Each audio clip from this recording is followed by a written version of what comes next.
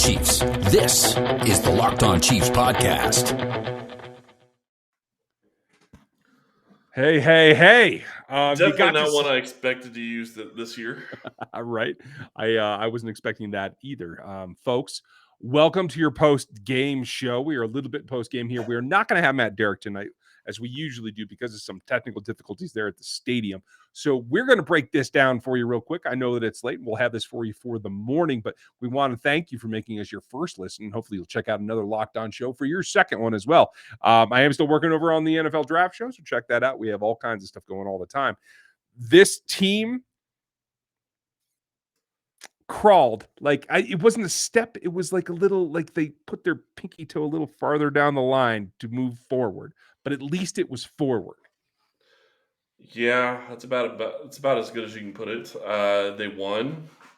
Congratulations, I guess, is for that. They're above 500. They're 4-4. Or sorry, they're at 500. They're 4-4. They have their next three games. They play the Green Bay Packers on Sunday Night Football this coming week. Then they play the Las Vegas Raiders, I believe, in Las Vegas on Thursday night.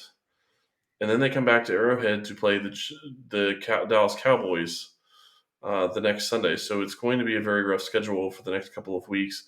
And I'm not exactly sure who's after that, but really, I'm glad they won. If I'm Brett Veach, I'm doing whatever I can to see whatever pieces I could possibly add to this team. I would be looking at a wide receiver if you have the ability to get somebody that can make a difference. Problem is they don't have the salary cap, so I don't really know how they could make that move work. Although the Denver Broncos basically gave away Von Miller for nothing. Yep, and paid for it. Yeah, well, that's exactly my point. And paid for it. So I guess technically they can make that work.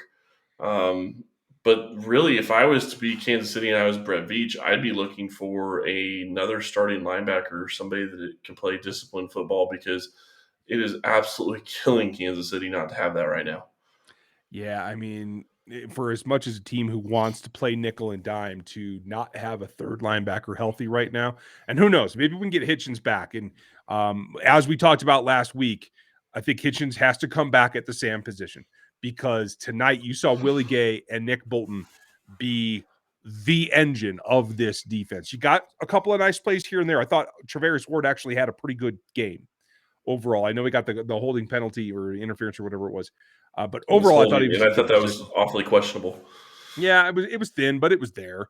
But overall, he still played a pretty good game. You saw the front come on. Derek Nottie came on. The last drive, the defense front stood up. Like, I thought I was a little, we're going to have to go hunting for a spine for that front four unit.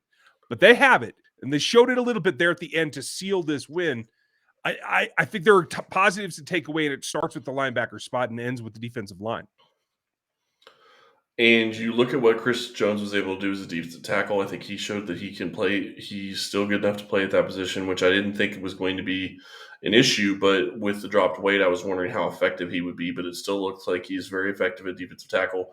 And then you saw Frank Clark become very involved in that very last play. But the thing that stood out to me with Frank Clark was not necessarily the sack, which I appreciated, but it was watching him after the game hobble.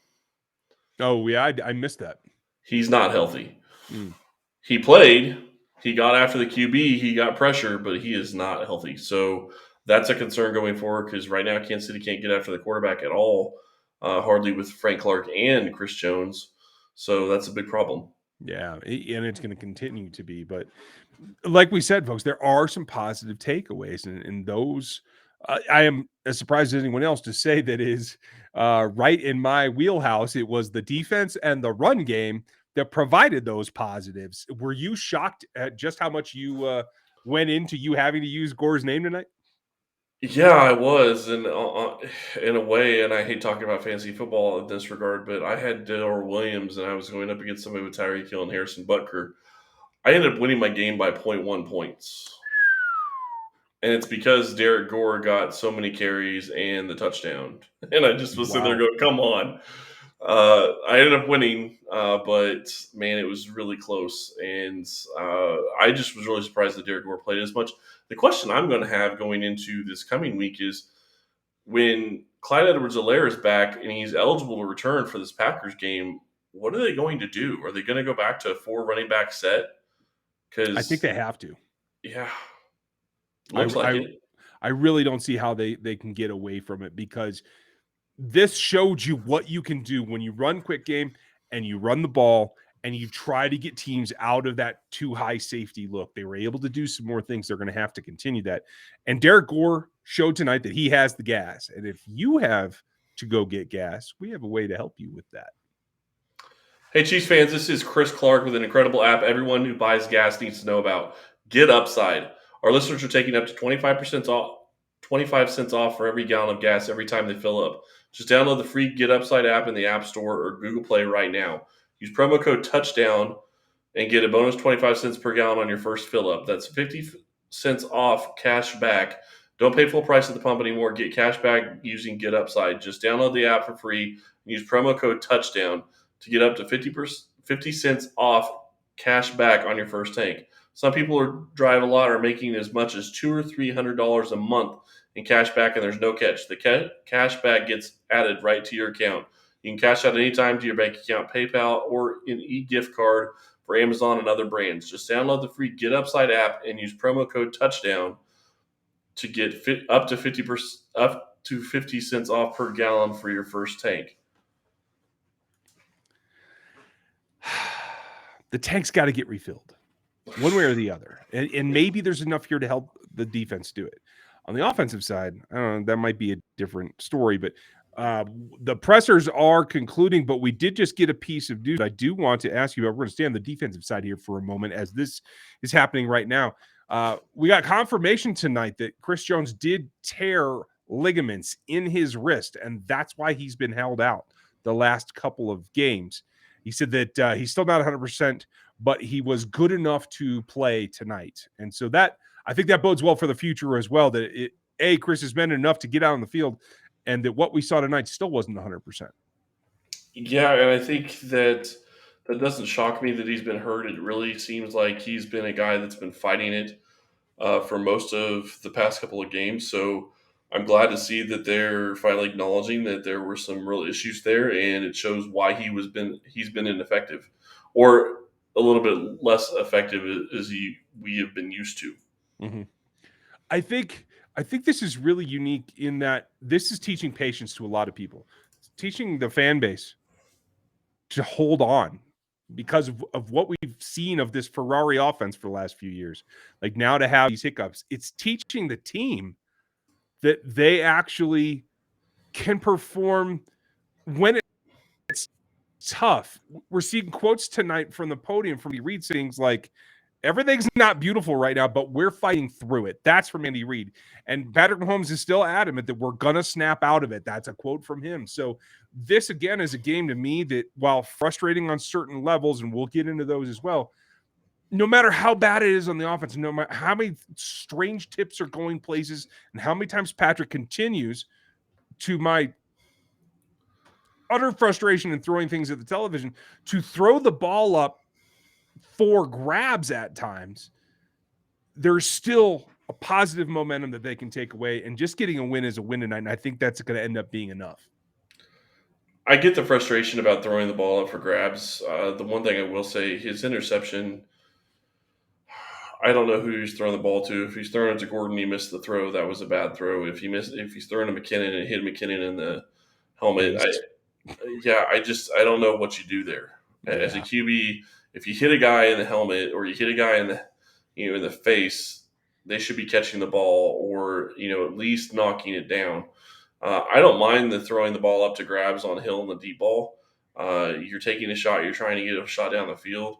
I also don't mind the throw to Hardman where he was, triple covered down the field, because it was basically what would have been like another punt. No, the ones that I'm talking about, when he's scrambling and he's clearly going to be sacked and he's just trying to avoid the sack and he puts the ball up in the air and a wobbly thing that could be picked off yet again. That's not ball security. That's the ones that I'm talking about. And I get that, and that's frustrating. The other thing I do want to say on ball security and his interceptions, I don't know what the announcers are watching, but if it's that obvious that there's an offsides, I guarantee you Mahomes knows there's an offsides. So quit talking about how Mahomes almost gave the game away with an interception. No, he didn't. He tried to take what was there. He was trying to do he knew it was an offsides and he knew it was a free play. So get And over it. knowing for Patrick is really the key tonight, I think. And I felt like he did a number of things right. A couple of plays where he's just careless with the ball when he's about to be sacked is what's bothering the most. Mm-hmm. I will say this, though. He ran the first 15 very tightly and very quickly. Getting the ball out in the quick game, I thought, was key. I thought it set up a number of things. I thought he looked good doing it. Yeah, and I will also say that he had one of the headiest plays, I guess maybe I will say, at the very end of the game. Could have thrown the ball away, but wouldn't have taken time off the clock. And instead, he took the sack, got down, gave himself up, kept the clock running, and it ended up not mattering because it would have just been another knee that they would have had to do. But there's no way to know that at that point. Yeah. It was a great play, and it was a smart play on his part. Yeah, and that's what you have to have. And at some point, you got to hope that they snap out of it, like he said. But at the same time, I think Patrick has. I think you pointed it out once on Twitter that he was limping noticeably. I noticed that 2 or 3 other times as well. I don't feel that he's stepping into the throws with the same gusto, let's call it. And I will say this: the accuracy has started to become an issue. Yep. Because And even I when didn't he's think that delivering was the going ball, to be a problem. me neither. But And it's so I think definitely there's been an something issue more the past physically couple wrong. games. Yep. I So agree. you do? Okay. Because Yeah, I'm trying not to read into it too much, but it does look like it to me. Yeah, no, I can't see anything that makes sense as to why he's missing so many throws, but I just have a feeling that we're going to find out after the season's over that he was dealing with something that, it's amazing he even played through. Yeah. That's just the way it seems right now because the way he's throwing the ball and the accuracy and the other part of it, that deep throw to Tyreek Hill, I mean, people were laughing and saying that, he needed to be able to throw the ball 75 yards. Mahomes has the arm to be able to do that. Right. That again was So, follow through by my estimation. well, follow through and just the arm strength doesn't seem to be there like it has been at times. And the one thing that Kinsey needs to figure out, Mahomes did fumble the ball. Thank you, Trey Smith, for recovering. That saved them 3 points. Became a huge deal. But another fumble tonight. Travis Kelce with a fumble. I can't figure this team out. They keep shooting themselves in the foot. And that's the problem. It's beyond just the fact that it's crazy kinds of turnovers. It's that it's the stars making them in Patrick and Tyreek Hill and Travis Kelce and Clyde Edwards-Helaire. Well, That and is the Travis part Kelce wasn't even involved in the game until that point. True. He had one other catch up to that point. So it's frustrating. Yeah, it's a debacle. And kudos to the team for staying focused enough to continue to push through it, because I do think that they showed mentally the resolve to come out. I thought the defense's intensity was up overall. I thought that the offense's rhythm was better. I thought that they ran the ball better. So kudos to the offensive line. Like, there are aspects of this that are starting to gain momentum in the right direction. Yeah, and I think the other thing that really is sticking out to me in this game is that you sit here and they hold the Giants to what amounted to basically 2 field goals and a touchdown without that turnover. And yet, with that turnover, the Giants go down and score a touchdown almost immediately. Like, where's the defensive help at that point? Why can't you figure out a way to get the quick change? Why can't you be that defense that's going to make a stop on a quick change in that situation when your offense needs it the most? Yeah. Now, don't get me wrong. I'm glad they got it done in the fourth quarter, but that's the part that doesn't make sense to me, is because they were able to stop the Giants at other times throughout the night. But on that specific play where the Giants still had to go almost, 60 yards to score a touchdown, and they went right down the field and scored a touchdown. And imagine that it went to a tight end. I tell you what, the bye week can't get here fast enough as far as I'm concerned. They all look like they need a vacation. And in life, we're all looking for different things. And with beachbound.com vacations, you can be bound for adventure or passion or discovery of something new for you, or bound for togetherness with someone you already enjoy their company, bound for immersion or rejuvenation, which I think this team desperately needs. Absolutely. you may be encountering something unexpected, like, freak interceptions every 5 seconds.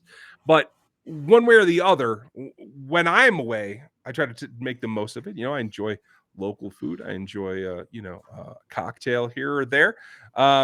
And as long as you got a good vibe and a good drink in your hand, you should be happy. And so will they, I think. Turks and Caicos, I think, is going to be a destination for a number of these players.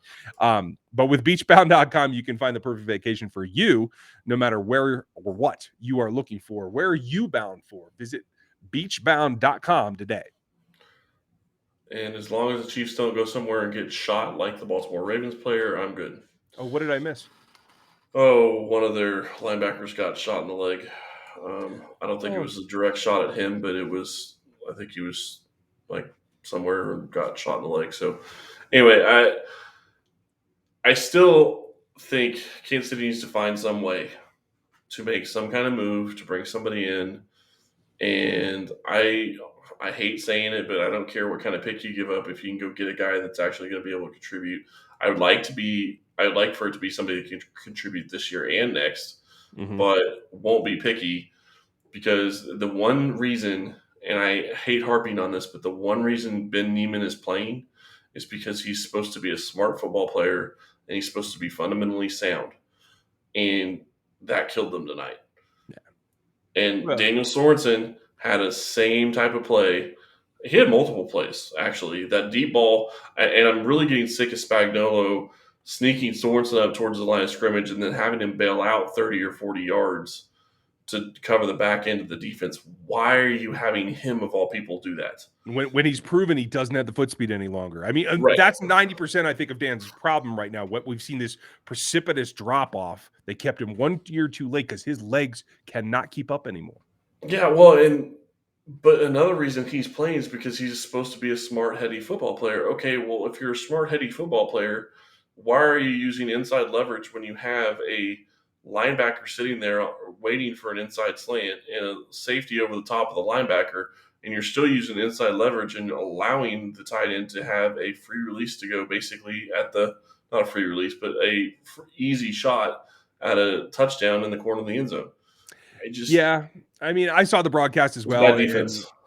And if that was what the call was, if that was the technique he was supposed to be in, then they're absolutely right. But I don't know that we have a way to actually confirm that. And I'm a little hesitant to go with the broadcast just because they thought that's what they saw. But and the only reason I'm going with what the broadcast said is because when you watch the replay, you see Willie Gay drop into that area. Yeah. Where it would have been for an inside slant. If I wouldn't have seen Gay go there, then I would have maybe questioned it a little bit. But when you see the linebacker sprint directly to where there'd be an inside slant play, you can't give the guy an outside release, especially when you don't have the foot speed. Yeah, and that's fair. A linebacker could help them, especially one that can play the point. I think Reggie Ragland made a couple of plays today. They miss him out there on that point. When you got to drop down the line of scrimmage, they could use somebody in that kind of vein. But that said, when Hitch gets back, I think he can fill that part and do that well out there. They just have to avoid the urge to put him back at middle linebacker. So if they don't do that, I don't know if there's a pass rusher that you can obtain in any way, unless you're talking about someone actually accepting a trade for Frank Clark himself. I can't see that happening. So what else would you like to see them go explore right now to try to go get? We saw Melvin Ingram. Maybe he doesn't get traded at all. Maybe he gets released. Do you bring him in immediately? I think you'd have to consider bringing him in immediately. I think he'd give you more pass rush. Problem is he's injured right now, so I don't really know that that's going to get you anywhere. So you have Melvin Ingram, maybe, possibly. The other issue, Taco Charlton's sitting out there on the Pittsburgh practice squad. You could go sign him for a couple of games. He knows the defense. He could step right in. My other issue that I don't know if you can really address anything on the offensive side is I was expecting more from Josh Gordon. Josh Gordon's been in the game a lot more this week than I've seen him in the past. And he got targeted, one time, if you count that touchdown throw or the interception throw to him as being targeted? This is going to kill you right here when I say this, and you guys saw me tweet it. Blake Bell was targeted twice as much as Josh Gordon in this ballgame. Yeah. To the same effect, 0 catches for 0 yards. Yeah. Well, and Blake Bell, that catch, that drop, it's huge. It is. Where's Noah Gray? I know he's not ready to be a full participant in the offense, but he can do some of the things that you have to do in attacking the middle, in getting possession catches. He is pretty sure-handed. Let's get him in there. What's the problem? I'm trying to figure out, I don't remember which play it was, but Noah Gray was running a corner route at one point where it looked like he was going to be coming wide open on a corner route inside the 10-yard line. If Mahomes would have had just another second to look that way, he could have had an easy touchdown because he had his guy beat, and the guy that was dropping in front in the flat was going to be at about the goal line, and I think Gray could have had an easy touchdown. But I don't know where Noah Gray is. I don't know what their deal is with him. I don't know why he's not playing. I don't know why you'd be throwing the ball to Blake Bell because he's shown that he can't catch when you need him to. And the throw that he dropped that was basically right in his stomach, you can't drop that. Yeah, It's a first down. And veteran. yeah, There are questions, folks. We're going to get Mac Derrick in here to answer us tomorrow. He'll be back in his studio, and we'll be able to do that. We are also going to have any breakdown of any moves that the Chiefs do make. And don't forget, there is a live stream on the Locked On NFL's YouTube channel for all the deadline hoopla. Hopefully the Chiefs will be involved. We'll see. Make sure you check that out as well. Hopefully they'll be involved, but I have to say, do you really expect that they will be? I can't see them making a move personally, but I hope I'm wrong. I do think it's a possibility. I don't think there's going to be. Hold on. You need to say that they're not going to make a move. They're not going to make a move. Thank you. There you go. Okay.